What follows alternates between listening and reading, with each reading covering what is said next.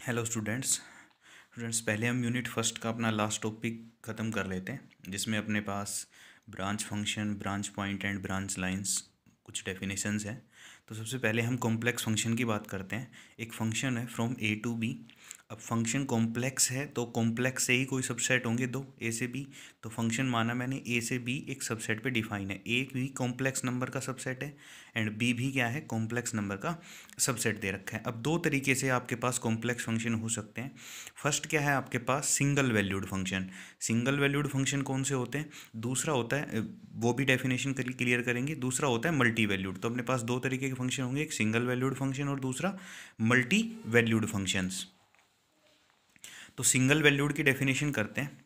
Single valued क्या है कि यहाँ से हम कोई भी नंबर उठाएं, हर नंबर के लिए जब उसके ऊपर हम एफ लगाएंगे, एफ ऑपरेट करेंगे, फंक्शन जब लगाएंगे तो उसकी सिर्फ क्या मिलनी चाहिए आपको, उसके लिए एक यूनिक इमेज मिलनी चाहिए। तो क्या कह रहा है, for all z naught belongs to A. कोई भी कॉम्प्लेक्स नंबर उठाया ए से, all z naught belongs to A, there exist a unique डब्लू नोट।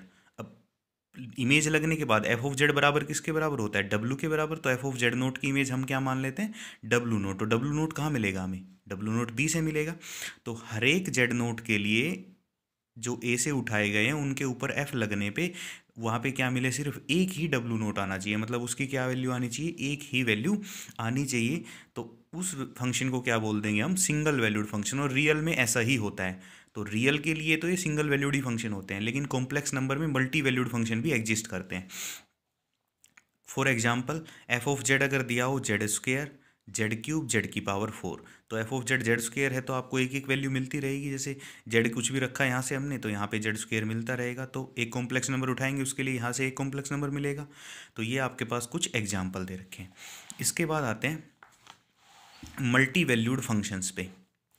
मल्टी वैल्यूड फंक्शंस क्या है, if for some z naught belongs to A. ये ध्यान रखना मल्टी वैल्यूड फंक्शन में कि कोई ना कोई एक पॉइंट मिला तब भी उसको मल्टी वैल्यूड कह देंगे।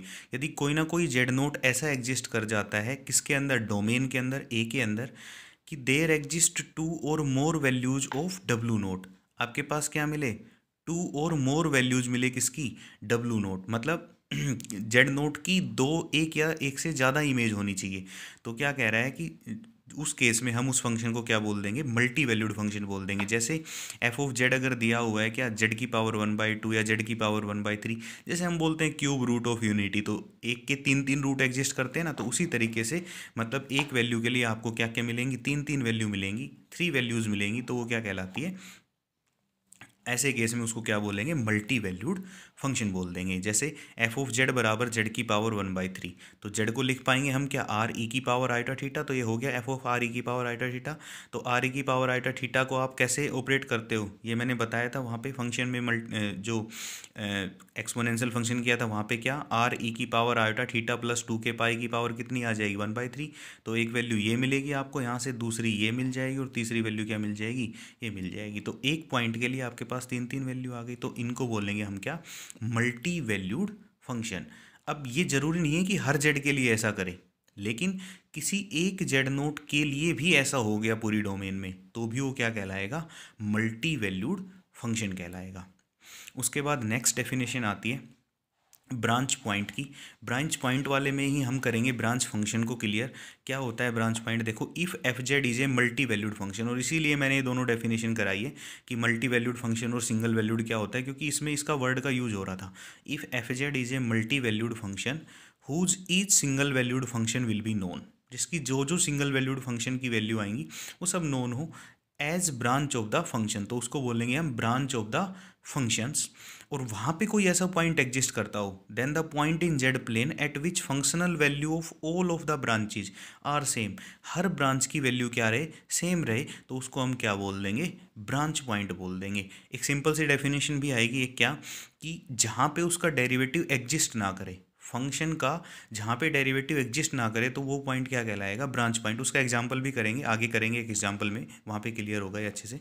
तो क्या कह रहा है ये, कि एफ जेड आपके पास कोई मल्टी वैल्यूड फंक्शन दिया हुआ है जिसकी सिंगल वैल्यूड नोन हो as branch of the function, तो वो क्या कहलाएगा, ब्रांच ऑफ द फंक्शन। ये एक अलग डेफिनेशन हो गई। ये किसकी डेफिनेशन है, ब्रांच ऑफ द फंक्शन की डेफिनेशन है। Then the point in Z plane, तो एक पॉइंट मिलेगा जेड प्लेन में at which functional value of all the branches are same, जिसके ऊपर जितनी भी ब्रांच होंगी उस फंक्शन की सारी ब्रांचेज की वैल्यू क्या आए, सेम आए, तो वो क्या कहलाएगा उस पॉइंट पे, ब्रांच पॉइंट कहलाएगा। Functional value at the branches may be finite और infinite at the branch point. ये कह रहा है ब्रांचेज की जो फंक्शनल वैल्यू होती है वो मे बी फाइनाइट भी हो सकती है और इनफाइनाइट भी हो सकती है। इसके बाद आएगा ब्रांच लाइन। ब्रांच लाइन क्या होता है, if F Z is multi valued function, यदि एफ जेड आपके पास मल्टी वैल्यूड फंक्शन दिया हुआ है, then any branch of F Z, तो ये कह रहा है कि कोई भी ब्रांच एफ जेड की will remain single valued function if we access Z plane in a pre satisfied manner. यदि हम जेड प्लेन को एक्सेस करते हैं प्री सेटिस्फाइड मैनर में तो वो क्या कहलाएगा, वो रिमेन्स रहेगी किसमें, सिंगल वैल्यूड फंक्शन में। शो डैट टू और मोर functional value does not appear, तो वहाँ पे एक से ज़्यादा वैल्यू अपीयर नहीं होगी। And for this purpose we draw line in Z plane, और इसके लिए हम क्या करेंगे, जेड प्लेन में लाइन ड्रॉ करेंगे which is not be crossed while acrossing z plane, वो किसको, एक्रॉसिंग जेड प्लेन को क्रॉस नहीं करेगी। तो एक एग्जांपल से समझते हैं इन सब चीज़ों को।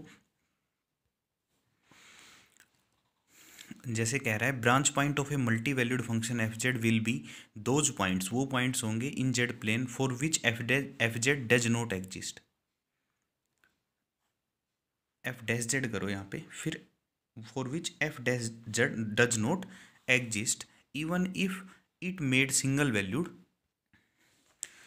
तो एक एग्जांपल लेते हैं, find the branch point of sine inverse z. तो डब्लू आपके पास, एफ जेड आपके पास साइन इनवर्स जेड दिया हुआ है, तो एफ डैश जेड निकाल लेंगे। तो एफ डैश जेड की वैल्यू क्या होती है, साइन इनवर्स जेड का डेरिवेटिव 1/√1 माइनस जेड स्क्वायर। तो अब देखेंगे किस किस पॉइंट पे डिफाइन नहीं है, तो जहाँ पे ये नीचे वाला जीरो बनेगा वहाँ पे फंक्शन डिफाइन नहीं है, तो यहाँ से क्या आ जाएगा, जेड स्क्वायर माइनस 1 बराबर जीरो। इसके ऊपर ये डिफाइन नहीं है, तो जेड स्क्वायर इक्वल टू आ गया कितना, +-1। तो इस पॉइंट पे फंक्शन डिफाइन नहीं है। तो आपके पास क्या है यहाँ से, branch point of sine inverse z आ गया आपके पास 1 एंड -1। एक और एग्जांपल करते हैं यहाँ पे, जैसे मान लिया आपसे पूछे कि टेन इनवर्स जेड के ब्रांच पॉइंट क्या है, तो हम क्या करेंगे, एफ डैश जेड निकालेंगे। एफ डैश जेड की वैल्यू क्या होती है, 1/1 plus Z square. Tan inverse Z का क्या निकाल दो, डेरिवेटिव क्या आ जाएगा, 1/1 प्लस जेड स्क्वेयर। तो 1 प्लस जेड स्क्वेयर बराबर जीरो करो, क्योंकि हमें देखना है नीचे वाला कहाँ जीरो बनेगा। तो जेड स्क्वेयर इक्वल टू आ गया कितना, -1। जेड इक्वल टू आ गया प्लस माइनस कितना, आयोटा। तो ब्रांच पॉइंट क्या क्या आ गई, plus iota and minus iota. तो ये थे आपके branch point, branch line and branch of a function. तो फर्स्ट यूनिट हम यहीं पे ख़त्म करेंगे, इसके बाद नेक्स्ट वीडियो हम सेकंड का बेसिक स्टार्ट करेंगे।